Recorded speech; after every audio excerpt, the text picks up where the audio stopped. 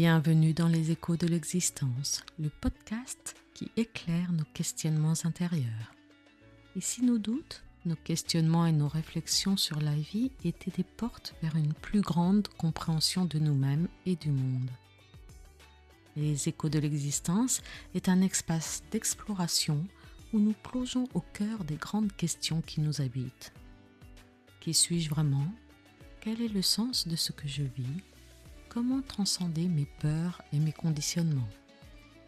À travers ces perspectives psychologiques, spirituelles, émotionnelles et humanistes, ce podcast vous invite à prendre du recul sur votre réalité quotidienne. Chaque épisode est une opportunité d'élargir votre conscience, d'ouvrir de nouveaux horizons et d'apprendre à naviguer avec plus de clarté et plus de sérénité dans l'aventure de l'existence.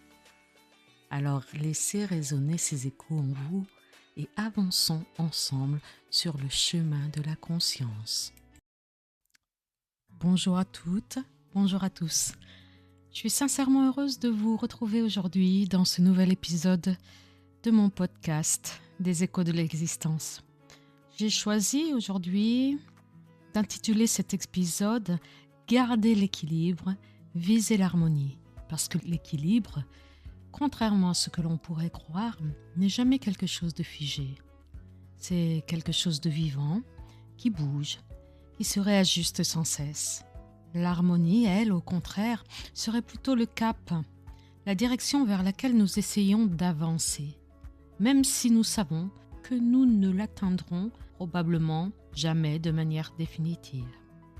Entre les deux, il y a le chemin de l'évolution personnelle, fait d'ajustements, de déséquilibre temporaire, de prise de conscience et de retour à soi.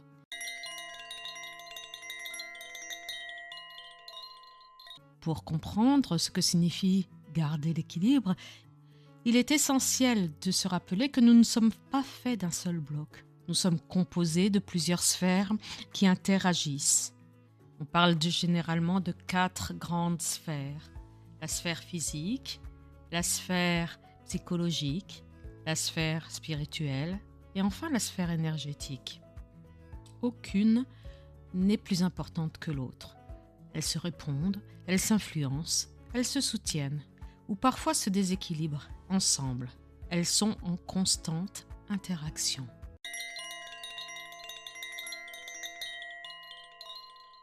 Alors tout d'abord, parlons de la sphère physique.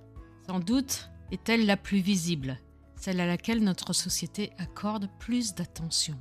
L'un des premiers piliers de cette sphère physique est l'alimentation.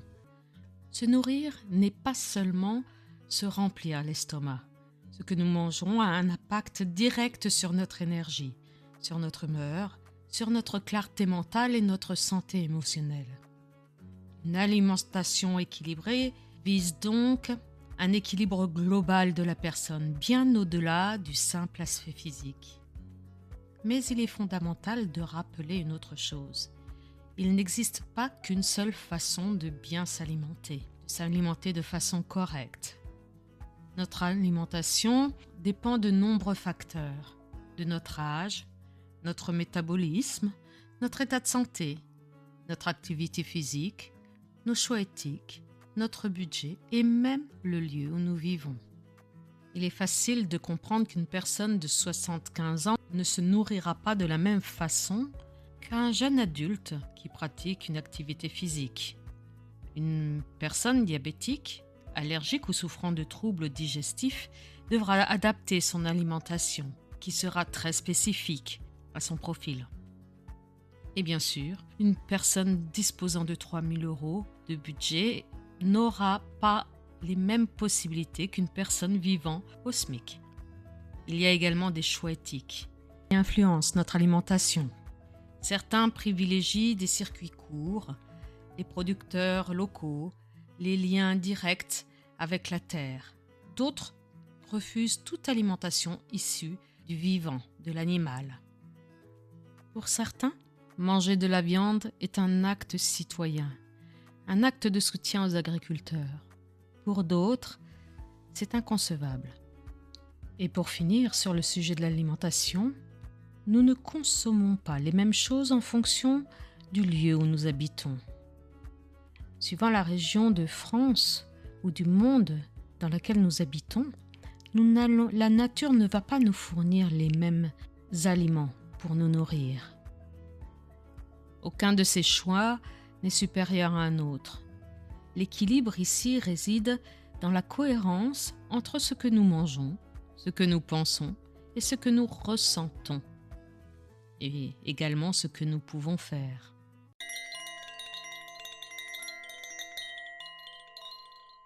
Toujours dans cette sphère physique, il y a la question du mouvement. Nous vivons dans une société devenue très sédentaire. Beaucoup d'entre nous passent des journées assis, dans nos bureaux, parfois devant les écrans, dans des espaces clos. J'aime parler d'activité physique plus que de sport. Nous pouvons être en mouvement sans faire de sport. Parce qu'il ne s'agit pas ici de performance. Et ceci maintient notre santé, notre équilibre. Une activité, ça peut être marcher 20 minutes pour Claude. Michel, lui, préfère jardiner. Catherine aime nager tranquillement. Céline et François dansent dans leur salon, mais d'autres choisiront de monter les escaliers plutôt que de prendre l'ascenseur. Le corps a besoin de mouvement pour rester en équilibre et parfois, une simple activité vaut mieux qu'un sport intensif pratiqué dans la contrainte.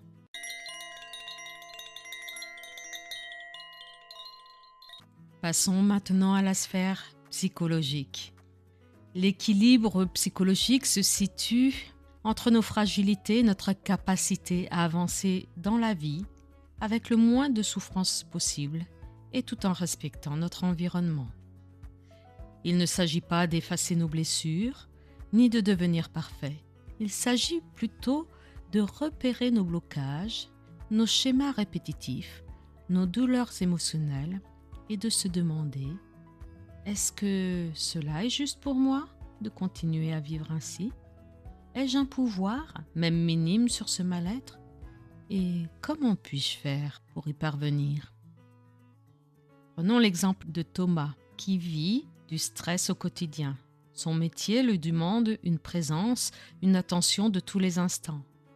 Il est alors important pour lui de se poser ces questions pour pouvoir concilier sa vie professionnelle et sa vie personnelle en faisant les choix les plus justes, les plus appropriés, les plus pertinents pour lui. Peut-être s'agira-t-il d'aménager son poste de travail de façon différente ou peut-être devra-t-il envisager une réorientation professionnelle. Cela reste à son choix.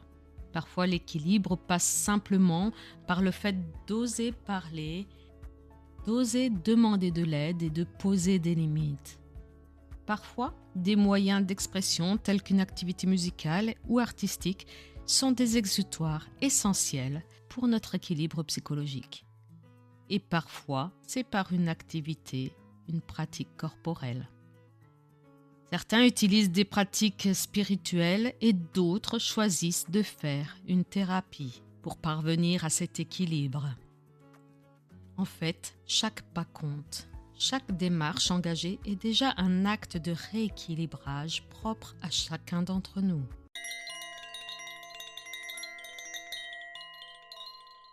La sphère spirituelle, elle, concerne la quête de sens. Pourquoi suis-je là ? Qu'est-ce qui fait du sens pour moi ? Qu'est-ce qui me relie à plus grand que moi ? Cela peut passer par l'introspection, la méditation, la contemplation, la prière, la nature, ou même certaines pratiques sportives vécues comme des moments de présence à soi.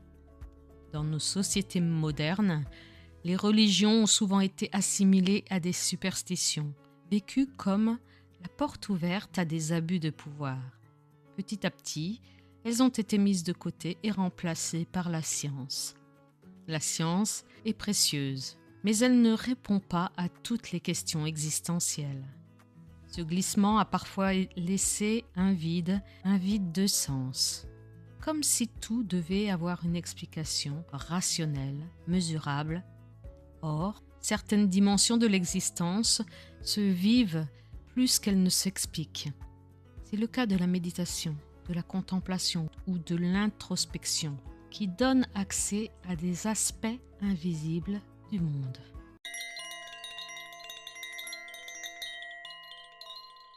Enfin, il y a la sphère énergétique. On peut dire que tout est énergétique. Les lieux, les personnes, la nature, la terre et nous-mêmes. Nous ressentons tous, à des degrés différents, l'atmosphère d'un endroit, la présence d'une personne ou même notre propre état intérieur sans pouvoir toujours formuler ce que l'on ressent. Garder l'équilibre énergétique, c'est apprendre à sentir ce qui nous ressource, repérer ce qui nous épuise, respecter nos besoins de récupération, écouter nos ressentis. Il s'agit en fait de maintenir notre taux vibratoire suffisamment élevé pour ne pas être impacté par d'autres énergies plus lourdes. Pour évoluer dans la vie en accord avec notre propre vibration, il est fondamental d'être en lien avec les personnes que l'on sait sur la même longueur d'onde, les mêmes centres d'intérêt. Il est fondamental de visiter des lieux dans lesquels nous nous sentons bien. Il est fondamental de nous créer un environnement le plus doux possible, le plus juste possible pour nous.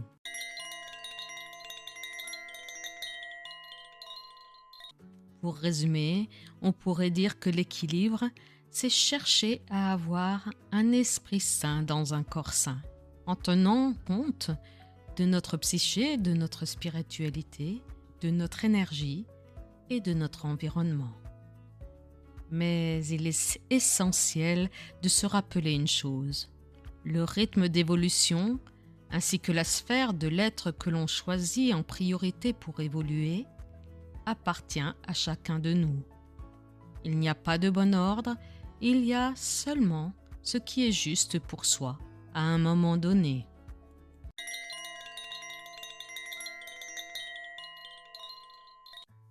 L'harmonie, elle, n'est pas un état permanent à atteindre. C'est une direction, c'est un cap. C'est une direction qui mérite une attention quotidienne. Elle se joue aussi dans notre vie sociale par le fait de pouvoir trouver sa place, de se sentir utile, de créer des liens justes. L'harmonie recherchée au quotidien passe aussi par notre rapport aux vivants, aux animaux, aux végétaux, aux minéraux, à la terre. Si Gaston construit sa vie autour de son plaisir personnel, sans prendre en compte ses congénères et sans prêter attention à son impact sur le reste du vivant, sur les animaux, sur la nature, comment peut-on parler d'harmonie dans la vie de Gaston alors qu'il est en conflit régulier avec ses voisins, avec sa famille, alors qu'il dégrade volontairement le lieu où il habite, alors qu'il fait subir aux animaux des traitements inacceptables? Je vous laisse en trouver la réponse. Un monde parfaitement harmonieux n'est sans doute pas complètement réalisable, mais tendre vers plus de conscience, plus de respect, plus de justesse l'est. Peut-être que la seule vraie façon de s'approcher de l'harmonie, c'est d'apprendre à mieux se connaître, c'est d'apprendre à ajuster, jour après jour, les déséquilibres de nos vies personnelles. Trouver l'harmonie, c'est connecter des moments de joie, d'alignement, corps, âme, esprit, et ceci jour après jour. Et avant de vous quitter, je souhaite simplement vous dire que les thèmes que nous avons abordés aujourd'hui, à savoir l'équilibre, l'harmonie, les ajustements de vie, sont au cœur de mon activité professionnelle. J'accompagne des personnes en période de déséquilibre, d'épuisement ou de questionnement à travers des séances individuelles, des approches thérapeutiques et énergétiques, ainsi que des séjours de reconnexion à soi que j'appelle voyages en terres essentielles. Et si vous ressentez l'élan d'aller plus loin, Vous trouverez toutes les informations dans la description de cet épisode. Je vous remercie pour votre écoute, pour ce moment passé ensemble. Prenez soin de vous. N'hésitez pas à partager ce podcast. Et à très bientôt dans un nouvel épisode des Échos de l'existence.